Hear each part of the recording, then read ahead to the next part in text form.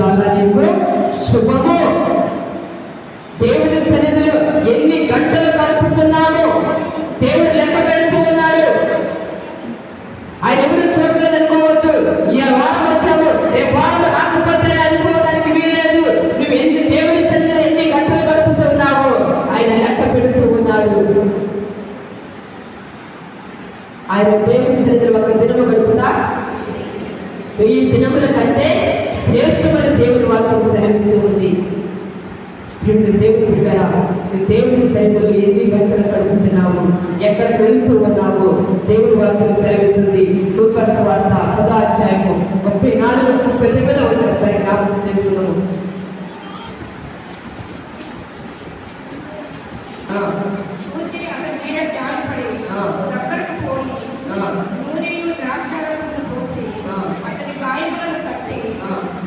లూకా సువార్త 10వ అధ్యాయం 39.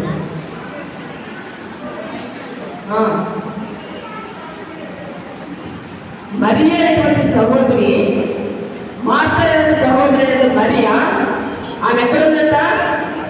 యేసు పాదాల దగ్గర కూర్చొని దేవుని నోట నుండి వచ్చే ప్రతి మాట వింటూ ఉన్నది. ఇవాళ దేవుని సన్నిధిలో కూర్చున్నావా? ఎక్కడ ఉంది నీ ఆలోచన? ఏదో మరి అంటారు కదా, మైండ్ ఆబ్సెంట్, బాడీ ప్రజెంట్.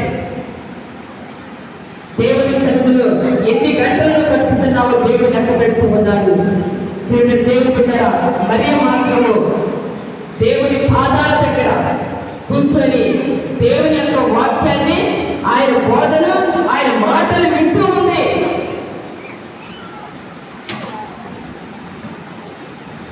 ఆయన సన్నిధిలో దేవుని బిడ్డరా, ఆయన సన్నిధిలో దేవుని యొక్క వాక్యాన్ని వింటే ఆయన సన్నిధిలో సంపూర్ణమైనటువంటి సంతోషము, పరిపూర్ణమైనటువంటి ఆనందము, నిత్య జీవం ఉన్నది. ఆయన సన్నిధిలో ఏమున్నదట?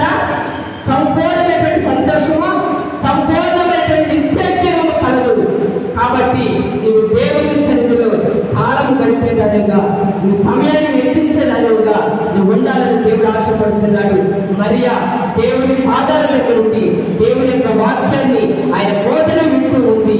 కాబట్టి దేవుని బిడ్డరా, దేవుడు అంటున్నాడు, అమ్మా దయా ప్రాప్తురాలా నీకు శుభము, నువ్వు కప్పు పొందుకున్నావు.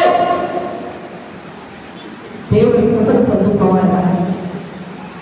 కృప ఎప్పటి కృప, ప్రత్యక్షత ప్రత్యక్షత, మహిమ ఏమిటి మహిమ మనం పొందుకుంటే మనము ఎంత ధన్యవాదము.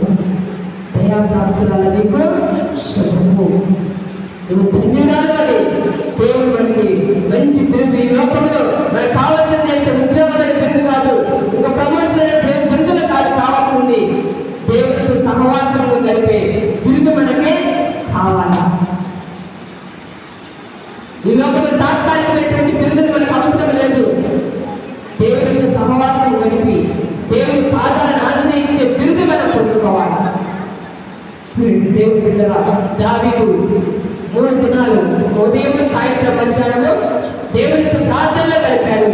దానియేలు 3 సార్లు దేవునితో సహవాసము, ప్రార్థనలు గడిపాడు.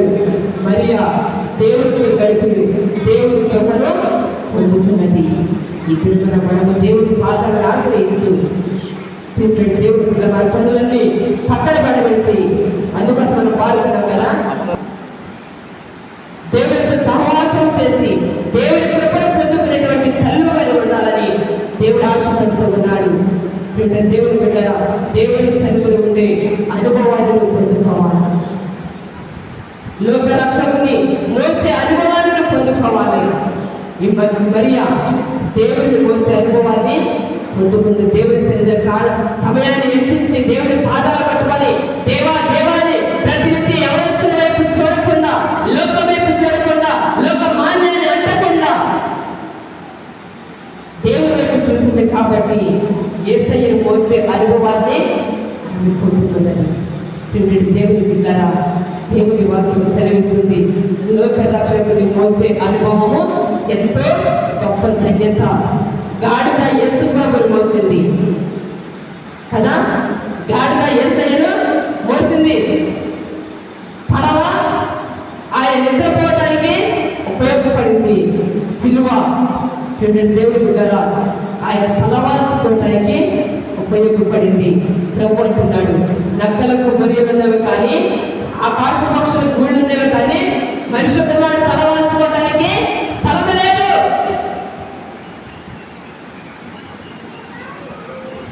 పడవ దేవునికి నిద్రపోవటానికి ఉపయోగపడితే గాడిద ప్రభుని మోసింది, సిలువ యేసయ్య తలవాల్చుకోవటానికి ఉపయోగపడింది. ఈ దినమున నీవు నేను దేవునికి ఎలా ఉపయోగపడుతున్నాము?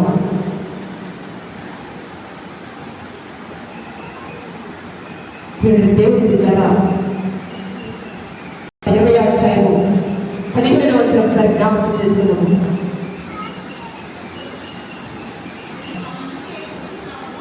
అమ్మా, నువ్వు ఎందుకు ఏడుస్తున్నావు? ఎవరిని వెతుకుతున్నావు నీవు?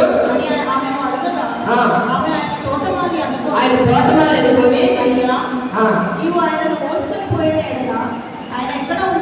యేసయ్య చనిపోయాడు, సమాధి చేయబడ్డాడు,